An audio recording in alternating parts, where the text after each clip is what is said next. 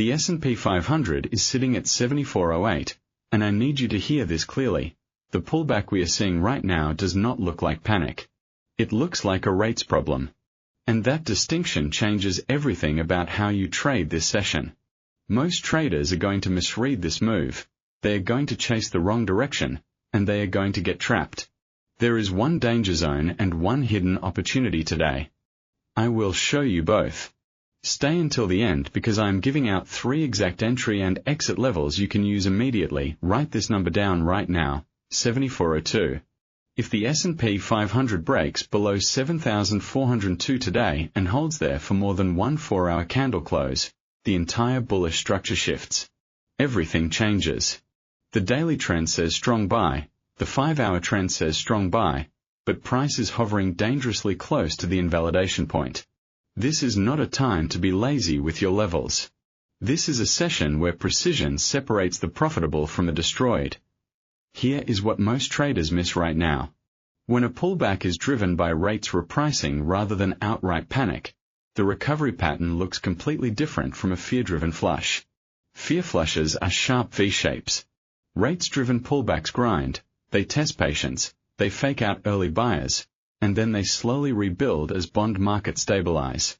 That is exactly the pattern I am seeing across the last 24 hours of price action on the S&P. This is not a crash setup.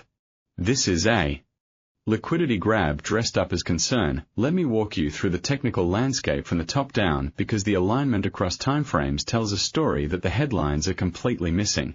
Starting with the weekly chart, the S&P 500 remains in a structural uptrend. The 200-week moving average is far below current price, acting as the bedrock of this multi-year bull cycle.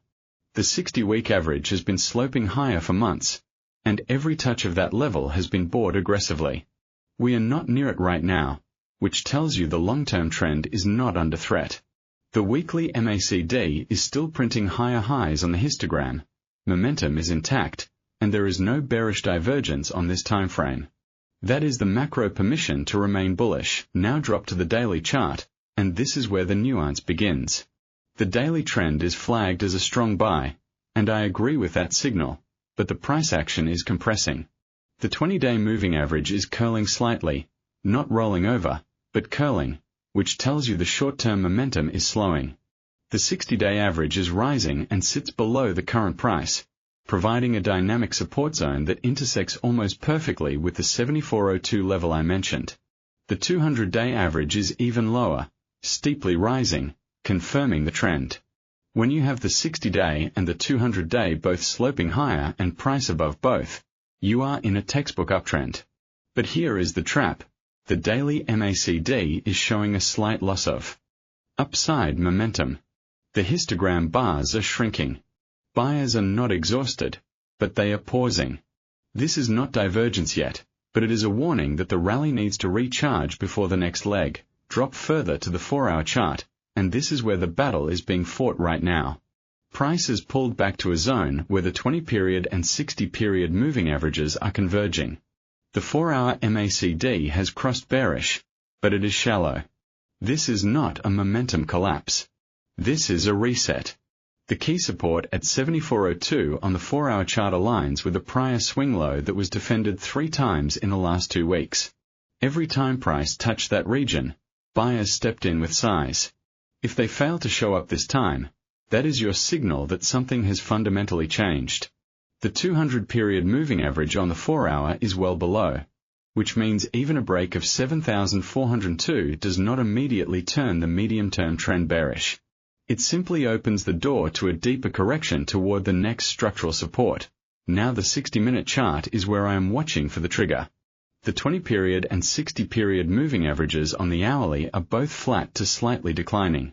Price is oscillating around them, which tells you the market is in a short-term equilibrium, a coiling pattern. The 200-period moving average on the hourly is rising and sitting just below the 7,402 level, adding another layer of confluence to that number. The hourly MACD is attempting to curl back up from a low level, which could produce a bullish crossover in the next few hours. If that crossover happens while price holds above 7402, that is your first confirmation that the dip is being bought. But if the MACD flattens and price breaks below, the hourly momentum will confirm the breakdown, and you must respect it. Let me give you the exact numbers. Support levels on the S&P 500 for today's session are 74.28 and 74.02. Resistance levels above are 75.27 and 75.54.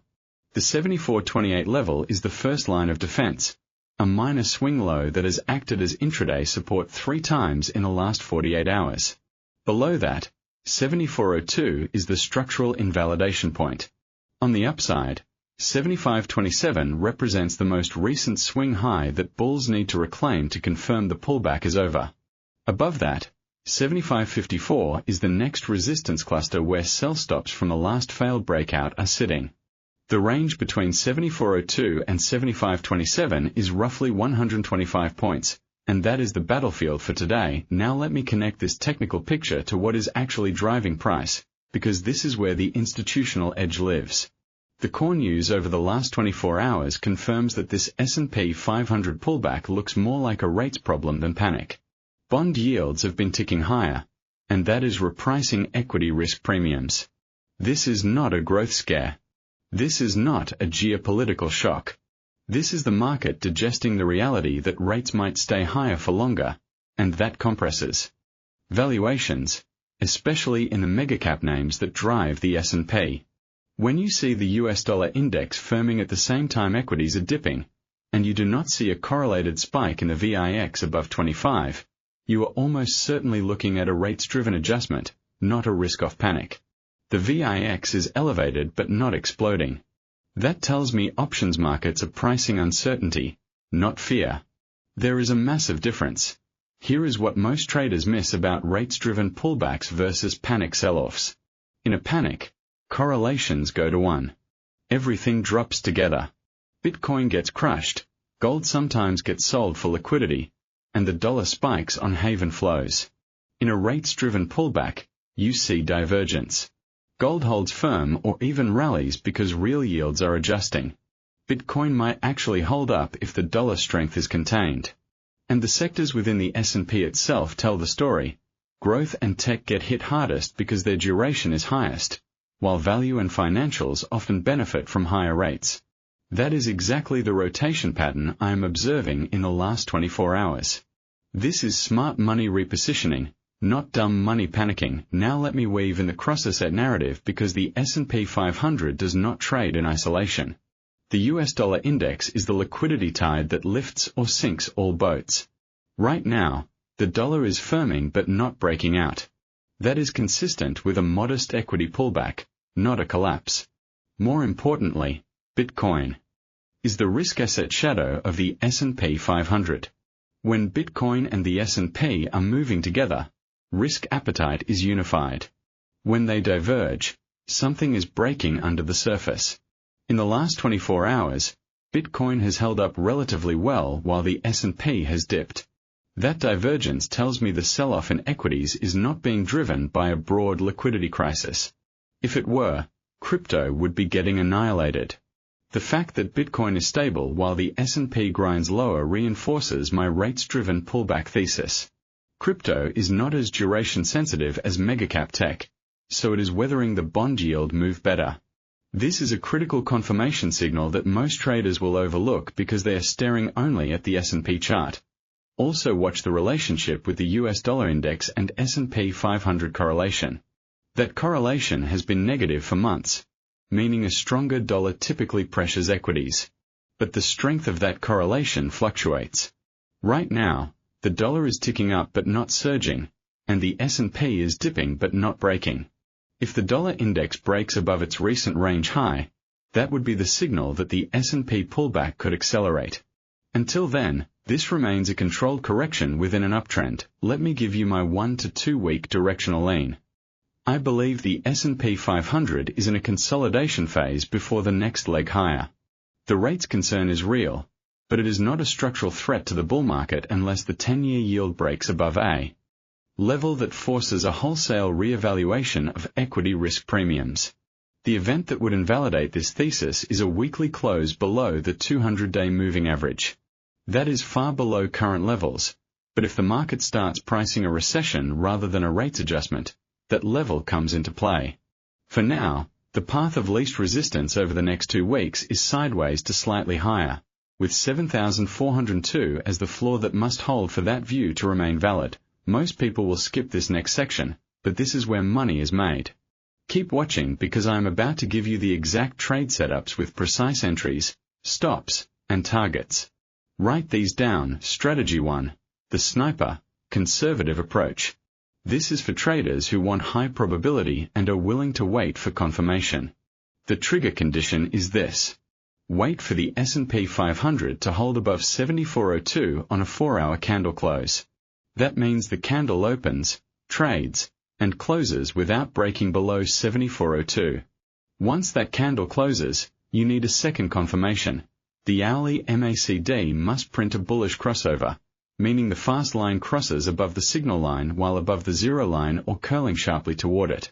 Only when both conditions are met do you enter long. Entry is at the market on the next candle open following that confirmation. Stop loss goes at 73.85, which is 17 points below the 7,402 support, giving enough room to avoid noise but tight enough that if the level truly breaks, you are out. The logic for the stop is simple. If 7,402 fails, the structure is invalidated and you do not want to be in the trade. Target 1 is 7,480, which is roughly 72 points from an entry near 74.10. That gives you a risk-reward ratio of roughly 1 to 4 on the first target, assuming a 25-point stop. Target 2 is 7,527, the key resistance level. Once target 1 is hit, move your stop to break even and let the remainder run. This setup is voided if price breaks below 7,402 before triggering, or if the hourly MACD fails to produce the bullish crossover within the next 8 hours. Patience is the edge here. Do not anticipate. Wait for the confirmation. Now let me pause for a moment and bring you into this. Let us see how aligned we are as a community. Type your S&P 500 range for tomorrow in the comments right now. Give me your high and your low. I am reading these comments every single day, and the traders who consistently put their levels in writing are the ones who trade with discipline. Drop your range below. Strategy 2, the active trader, standard approach. This is for those who want to participate in the pullback without waiting for the full 4-hour confirmation. The entry condition is a pullback to the 7,428 support level. Here is how you execute it. Place a limit order to buy at 74.30, just above the 7,428 support, giving yourself a 2-point cushion in case the market sweeps the level briefly. Your stop loss goes at 7,400, exactly 2 points below the 7402. Invalidation. That is a 30-point stop. The reasoning for this stop placement is that if 7,402 breaks, the trade thesis is wrong and you exit immediately. There is no reason to hold through a structural break. Target 1 is 7,485, giving you a 55-point gain, roughly 1.8 to 1 risk-reward. That is acceptable for a higher probability pullback play. Target 2 is 7,530, just above the 7,527 resistance, giving room for a false breakout before taking profit. Once target 1 is hit, implement a trailing stop rule. Move your stop to the entry price, and then trail it by 30 points, the same width as your initial stop. This means if the market reverses 30 points from any subsequent high after target 1, you lock in the remaining profit and exit. This trailing mechanism allows you to capture the move toward target 2 without giving back the entire gain if the market reverses at resistance.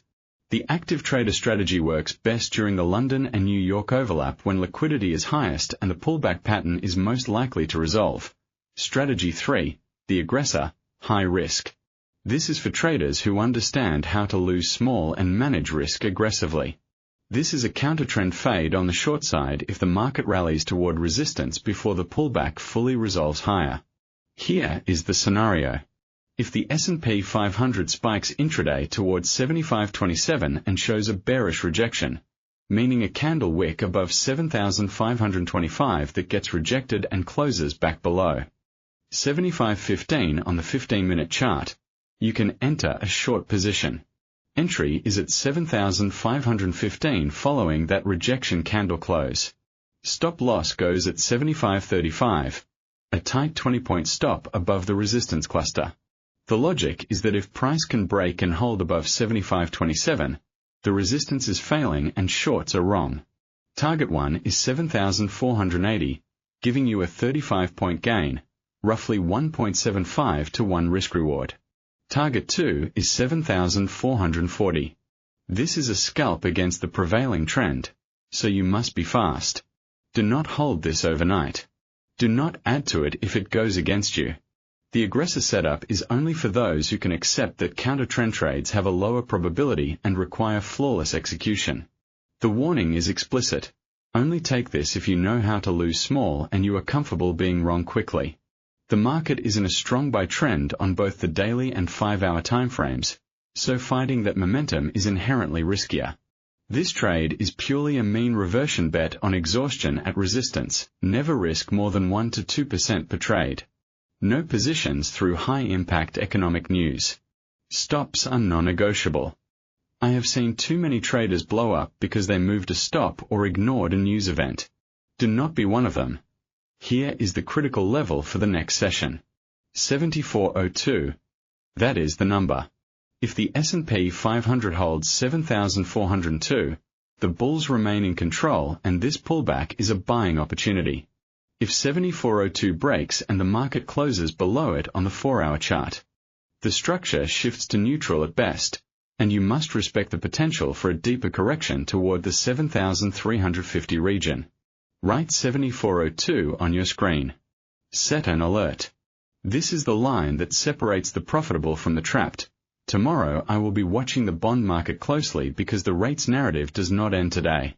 If yields stabilize or pull back, the S&P should catch a bid and test 7,527 quickly. If yields keep grinding higher, 74.02 will come under pressure. I will have the full breakdown on the US dollar index and S&P 500 correlation in tomorrow's video, and I will show you exactly how the dollar's next move dictates the equity path. That video is going to be crucial if we are approaching a structural inflection. That if you want the full breakdown on Bitcoin and the S&P divergence, that video is live now on the channel. Check the end screen. The Bitcoin setup is directly tied to what the S&P does next, and understanding that correlation will give you an edge across both assets. Smash like if this analysis gave you a clear plan for today's session.